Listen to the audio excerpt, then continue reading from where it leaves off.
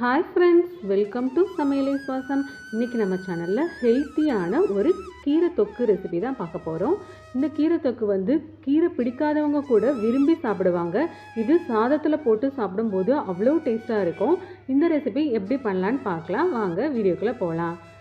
அதுக்கு நம்ம இன்றைக்கி பொன்னாங்கண்ணி கீரை எடுத்துருக்கேன். பொன்னாங்கண்ணி கீரையை நல்லா இந்த மாதிரி இலைகள்லாம் எடுத்துகிட்டு வாட்டரில் நல்லா 2 தடவை கழுவி எடுத்துருக்கேன். இது தனியாக இருக்கட்டும். தண்ணிலாம் வடியவும் இந்த மாதிரி குட்டி குட்டி பீசஸாக கட் பண்ணி எடுத்து வச்சுருங்க. நீங்கள் இந்த பொன்னாங்கண்ணி கீரை மட்டும் இல்லை, வேறு எந்த கீரைனாலும் இது ரெடி பண்ணிக்கலாம். இப்போ ஒரு மிக்சர் ஜார் எடுத்துக்கோங்க. அதில் ஒரு பெரிய சைஸ் வெங்காயம் ரஃபாக கட் பண்ணி ஆட் பண்ணிவிட்டு 4 பல் பூண்டும் இது கூட ஆட் பண்ணிக்கலாம். 1/2 ஸ்பூன் அளவுக்கு சில்லி பவுடர் ஆட் பண்ணிக்கோங்க. 1/2 ஸ்பூன் அளவுக்கு சால்ட்டு. இதை நம்ம அரைச்சி எடுத்துகிட்டு வந்துக்கலாம். இந்த அளவுக்கு பேஸ்ட்டாக அரைச்சி எடுத்து வச்சுக்கோங்க. இதை வேற ஒரு பாத்திரத்துக்கு எடுத்து வச்சிடலாம். இது இருக்கட்டும்.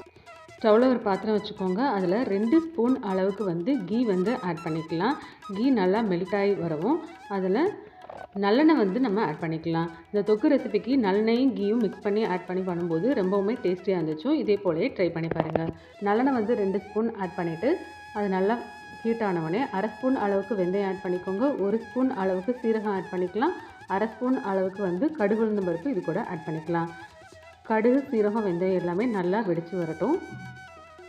இப்போ இது கூட 1/2 ஸ்பூன் அளவுக்கு பெருங்காயம் ஆட் பண்ணிக்கோங்க. பெருங்காயம் ஆட் பண்ணி நல்லா பொரிஞ்சு வரவும் இது கூட நம்ம அரைச்சி வச்சுருந்த வெங்காயம், பூண்டு விழுதை ஆட் பண்ணிக்கலாம். ஆட் பண்ணிவிட்டு நல்லா மிக்ஸ் பண்ணி கொடுத்துக்கோங்க.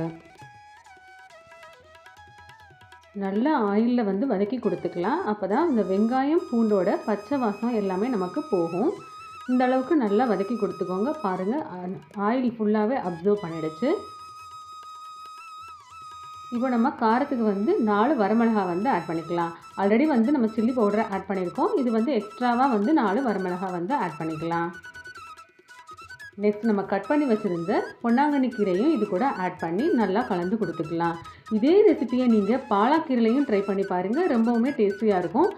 பொன்னாங்கண்ணி கீரையிலையும் ரொம்ப டேஸ்ட்டாக இருந்துச்சு. கண்டிப்பாக நீங்கள் இதே போல் ட்ரை பண்ணி பாருங்கள். நம்ம ஃபஸ்ட்டு இந்த மாதிரி கீரை ஆட் பண்ணும்போது அதிகமாக இருக்க மாதிரி தான் தெரியும். நல்லா வதக்கி கொடுக்க அது அப்படியே பாருங்கள், இந்த அளவுக்கு குறைஞ்சி கீரையில் இருக்க வாட்டர்லாம் வெளியில் நல்லா வேக ஆரம்பிச்சிடும். நம்ம எக்ஸ்ட்ராவாக இதுக்கு வாட்டர் எதுவுமே ஆட் பண்ண வேண்டாம். நல்லா நம்ம கிளறி கொடுத்துட்டே இருந்தால் போதும். நமக்கு நல்லா வத்தி வந்துடும்.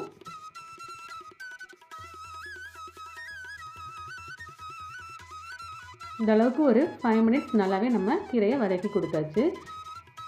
இப்போ நம்ம புளிப்புக்கு தக்காளி எதுவுமே இதுக்கு ஆட் பண்ண போகிறதில்ல. புளி மட்டும்தான் நான் ஆட் பண்ண போகிறேன். கீரை நல்லா இந்த அளவுக்கு வதங்கி வரவும் நான் நெல்லிக்காய் சைஸ் அளவுக்கு புளி ஊற வச்சுருந்தேன். ஒரு 10 மினிட்ஸ்.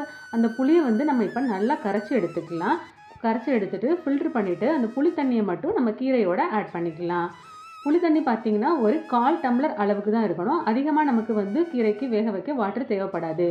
ஏன்னா நம்ம கீரையை ஃபஸ்ட்டே நல்லா கட் பண்ணி எடுத்துக்கிட்டதுனால இந்த அளவுக்கு 1/4 டம்ளர் அளவுக்கு மட்டும் வாட்டர், நம்ம புளி ஊற வச்சுருந்த வாட்டர் மட்டும் ஆட் பண்ணிவிட்டு நல்லா கிளறி கொடுத்துட்டு ஒரு லிட் போட்டு க்ளோஸ் பண்ணி வச்சா போதும். ஒரு 10 மினிட்ஸ்லேயே நமக்கு சூப்பர்வான கீரை தொக்கு நமக்கு ரெடி ஆகிடும். பாருங்கள், ஒரு 5 மினிட்ஸ்க்கு அப்புறம் ஓப்பன் பண்ணி பார்த்தேன்.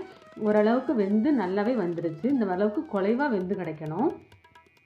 இன்னும் ஒரு 5 மினிட்ஸ் மட்டும் நம்ம வச்சுருந்தோம்னா சூப்பர்வான கீரை தொக்கு இந்த அளவுக்கு ரெடி ஆகிடும். பாருங்கள், ஆயிலெலாம் நல்லா பிரிஞ்சு நம்ம ஊற்றின புளி தண்ணி ஃபுல்லாகவே அப்சர்வ் பண்ணிவிட்டு சூப்பர்வாக பொன்னாங்கண்ணி கீரை நமக்கு ரெடி ஆகிடுச்சு. இந்த பொன்னாங்கண்ணி கீரை தொக்கு ரெசிபியை நம்ம சாதத்தில் போட்டு சாப்பிட்டா அவ்வளோ டேஸ்ட்டாக இருக்கும். நம்ம இதை சைட் டிஷ்ஷாகவும் வச்சு சாப்பிட்லாம். ரொம்ப சூப்பர்வான ஒரு டிஷ் இது. இந்த ரெசிபி உங்களுக்கு பிடிச்சிருந்துச்சுன்னா மறக்காமல் நம்ம சேனலை லைக் அண்ட் சப்ஸ்கிரைப் பண்ணிக்கோங்க. மறக்காமல் அந்த பெல் பட்டனையும் ப்ரெஸ் பண்ணி வச்சுக்கோங்க. அப்போ தான் என்னோடய வீடியோஸ் எல்லாமே நோட்டிஃபிகேஷன்